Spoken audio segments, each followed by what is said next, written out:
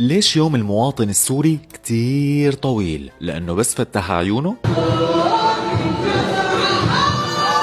بيلاقي سارية السواس عم تخلع بالعلم. بعد شوي بيطلع له وزير التجارة عم يقول له ممنوع. هذا في شيء اسمه معارضة وهذا في شيء اسمه ثورة. ممنوع على مع انه نفس الوزير قبل كم اسبوع قالنا انه رح يرفع الدعم عن الخبز، بس ما انتبهنا لانه كنا مشغولين باللي قالنا اياه علي فرزات اللي علقان مع موسى العمر. فرزات قال انه فيديو الرئيس على صهوة الحصان مفبرك، وقال له للعمر انت مسيح جوخ. العمر بيرد بيقول له الله يثبت علينا العقل والدين، ما بتنتهي المعركة الا لا تندلع معركة جديدة. منلاقي مايا نجار محتارة تقص الغرة لما لا عبالي قص هاي الغرة اللي هيك عرفتوها تبع المثلث مرة، شو رأيك قصة؟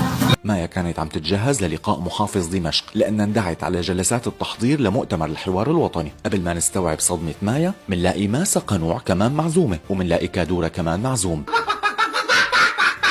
بيطلع موسى العمر وبينفي وبيقول الدعوات مفبركة، ديروا بالكم. بيرد عليه كادورة بانه لا، الدعوات سليمة وعيب عليك يا موسى. ادعاء بعض الناس المعتبرين نفسهم صحفيين انه دعوات فبركة ومو فبركة لإثارة الجدل، عيب بحقكم تحكوا هذا الحكي. موسى بيحذف البوست الاول، بينزل بوست ثاني بينقل فيه كلام عن حسن الدغيم عضو اللجنه التحضيريه للمؤتمر بانه الدعوات مفبركه وهي اجتهاد شخصي. ماسة بتزعل مننا وبتعتذر عن حضور الدعوه. بينط ايمن زيدان وبيكتب انه ما كان بده يكتب بس يلا كتب، وبيذكرنا بتجربه روسيه ثقافيه ادبيه في بناء الاوطان، تولستوي وبوشكين وكلام كبير، وعم يلمح طبعا على الدعوات للمؤتمر. بس العمر مصر انه الدغيم قال له انه هي مو دعوات للمؤتمر، هي اجتهادات شخصيه للجلسات التحضيريه اللي مدري شو عملوها بعض الناشطين اللي مدري مين هن.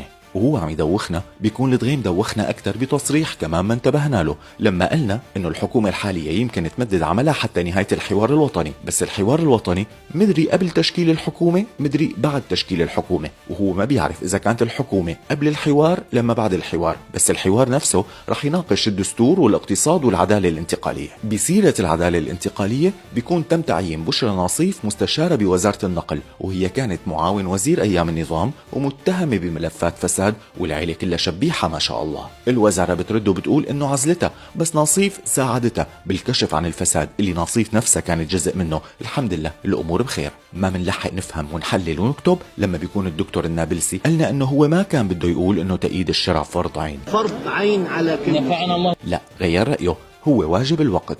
كل هذا عم يصير بس بيكون مرق علينا وصول آشر لوباتين الداعم الأول للإبادة الجماعية واحتلال الجولان وتجنيد الدروز السوريين بجيش الاحتلال اللي استقبل بشكل رسمي بسوريا، بس على المعس. ونحن ملتهيين لسه بساريا وهي عم تخلع بالعلم. لسه ما لحقنا نركز منلاقي هيثم المالح مدري متضايق مدري مو متضايق من ال 2500